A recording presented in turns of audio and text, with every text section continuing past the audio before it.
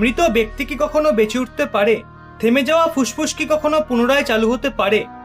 হ্যাঁ, পারে। আমার এই উত্তরটা শোনার পর আপনি হয়তো আমায় পাগল ভাবছেন, কিন্তু না, এতদিন সেটা অবাস্তব মনে হলেও এখন সেটা সম্ভব।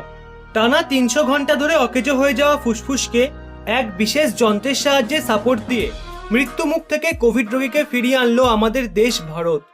সেই যন্ত্রের নাম ম্যাজিক মেশিন। 24 বছরের এক যুবতী, কলকাতার বাসিন্দা, জ্বর ও তীব্র শ্বাসকষ্ট নিয়ে ভর্তি হন কলকাতার একটি বেসরকারি হাসপাতালে। অক্সিজেন স্যাচুরেশন ছিল 34%। প্রথম থেকেই ভেন্টিলেটারে। দেহে কোনোভাবেই বাড়ানো যাচ্ছিল না অক্সিজেনের মাত্রা। ভেন্টিলেশন সাপোর্টেও কাজ হচ্ছিল না। বাধ্য হয়েই ক্রিটিক্যাল কেয়ার এক্সপার্টরা ব্যবহার করেন বিশেষ এক যন্ত্র। কর্মক্ষমতা হারানো ফুসফুসকে একটানা 300 ঘন্টা ধরে দেওয়া হয় কৃত্রিম সাপোর্ট। অবশেষে বেঁচে ফেরেন ওই যুবতী। এ হলো একমো যন্ত্রের কামাল। একমো থেকে বার করে ভেন্টিলেশন সাপোর্ট, সেখান থেকে আইসিইউ, তারপর সেখান থেকে এইচডিও।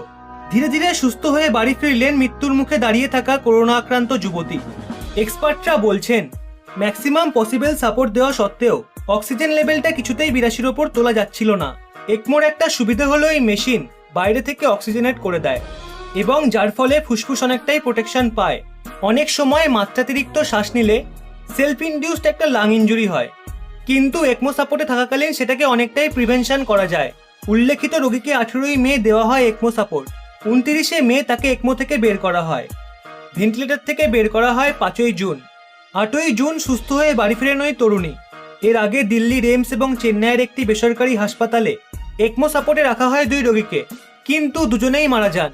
কলকাতাবাসী যুবতী দেশের প্রথম কোভিড রোগী যে একমো সাপোর্ট থেকে বেরিয়ে সুস্থ হয়ে বাড়ি ফিরলেন। ওই তরুণীর পিতা ভীষণই উচ্ছ্বসিত। তিনি এও বলেছেন, একমো না থাকলে হয়তো তিনি তার মেয়েকে কোনোদিনই ফিরে পেতেন না। এই দেশে করোনা আক্রান্তদের মধ্যে এমন উদাহরণ আর একটাও নেই। অর্থাৎ দেশে এই প্রথম কোভিড আক্রান্ত কাউকে একমো প্রয়োগ করে ফিরিয়ে আনা গেল। আর সেই সাফল্য মিলল কলকাতায়। একমো আসলে কি? একমো হলো এক্সট্রা কর্পোরেশন মেমব্রেন অক্সিজেশন। ফুসফুস এবং হার্ট কার্যক্ষমতা হারালে মূলত এই যন্ত্র ব্যবহার করে দেহে রক্ত চলাচল স্বাভাবিক করা হয়। বাইপাস সার্জারির সময়ও এই প্রক্রিয়া প্রয়োগ করা হয়।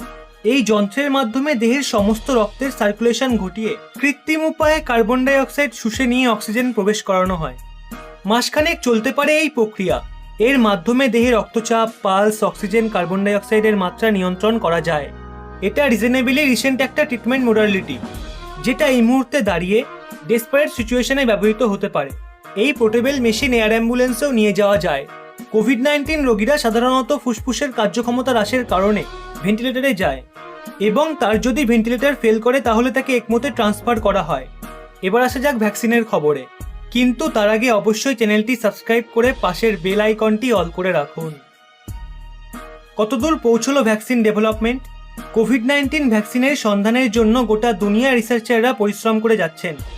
120টার থেকেও বেশি ক্যান্ডিডেটসে কমপক্ষে 10টা ভ্যাকসিনের ক্লিনিক্যাল ট্রায়াল চলছে, যার মধ্যে মোডার্নার mRNA-1273 এবং অক্সফোর্ডের AZD1222 সামিল রয়েছে। AZD1222 দুনিয়ার প্রথম এমন এক করোনা ভ্যাকসিন যা ফেজ 3তে পৌঁছে গেছে। ওর প্রোডাকশনের দায়িত্বভার ব্রিটিশ ফার্মা কোম্পানি অ্যাস্ট্রাজেনেকার ওপর রয়েছে। এদিকে ভারতের সিরাম ইনস্টিটিউটে এই বছরের শেষে ওই ভ্যাকসিনের 400 মিলিয়ন ডোজ প্রস্তুত করার টার্গেট রয়েছে। অর্থাৎ দুনিয়ার সবথেকে অ্যাডভান্স করোনা ভ্যাকসিনের প্রোডাকশন ভারতেও হচ্ছে। দুনিয়া জুড়ে চলছে ভ্যাকসিনের দৌড়, কিন্তু মার্কেটে এখনো অবধি কোনো ভ্যাকসিন এসে পৌঁছায়নি। ব্রিটেনে জানুয়ারিতে অক্সফোর্ড ভ্যাকসিন গ্রুপ এবং জেনারেল ইনস্টিটিউট ভ্যাকসিনের ওপর রিসার্চ শুরু করেছিল, যা এখন ফেজ 3তে রয়েছে। একে সাধারণ সর্দি কাশি জ্বরের ভাইরাস দিয়ে প্রস্তুত করা হয়েছে। এর মাস প্রোডাকশনও শুরু হয়ে গেছে। আবার আমেরিকান কোম্পানি মোডার্নার mRNA ভ্যাকসিনও ইমিউন সিস্টেমকে করোনা স্পাই প্রোটিনকে চিহ্নিত করে ধ্বংস করার ট্রেনিং দেওয়ার চেষ্টা করে। এই ভ্যাকসিন এখনও ফেজ 2 ট্রায়ালে রয়েছে। করোনা ভাইরাসের জেনেটিক সিকোয়েন্সের সন্ধান পাওয়ার 66 দিনের মধ্যেই এই ভ্যাকসিনের হিউম্যান ট্রায়াল শুরু হয়ে গেছিল। কোম্পানি দাবি করছে অক্টোবরের মধ্যে এই ভ্যাকসিন তারা সম্পূর্ণ প্রস্তুত করে দেবে। এছাড়া করোনা ভাইরাসের ভ্যাকসিন বানানোর জন্য দুনিয়ার দিগ্গজ ইউনিভার্সিটি থেকে শুরু করে ফার্মা কোম্পানিগুলো লেগে রয়েছে। বায়োএনটেক, নোভাভ্যাক্স, সিনোভ্যাক, পিফিজের ছাড়াও অনেক কোম্পানির ভ্যাকসিন ট্রায়াল প্রথম বা দ্বিতীয় ফেজে রয়েছে। শুধু একটু অপেক্ষার প্রহর গোনা। এই ভ্যাকসিনগুলোর মধ্যে যেটাই আগে সফল হবে সেটাই খুব দ্রুত মার্কেটে আনার চেষ্টা করবে সমস্ত দেশ মিলে, কারণ এই যুদ্ধ গোটা বিশ্বের, আর এখানে আমাদের সবাইকে একত্রিত হয়ে লড়তে হবে। সবাই মিলে প্রার্থনা করুন যাতে অতি শীঘ্রই অন্তত একটা ভ্যাকসিন 100% সফলতা পায়। ততদিন নিজের খেয়াল রাখুন, সুস্থ থাকুন। আর ভিডিওটি ভালো লাগলে অবশ্যই একটি লাইক করে সকলকে শেয়ার করে দিন এবং এরকমই নিত্য নতুন তথ্য পেতে রহস্য বাংলা চ্যানেলটি সাবস্ক্রাইব করে পাশের বেল আইকনটি অল করে রাখুন।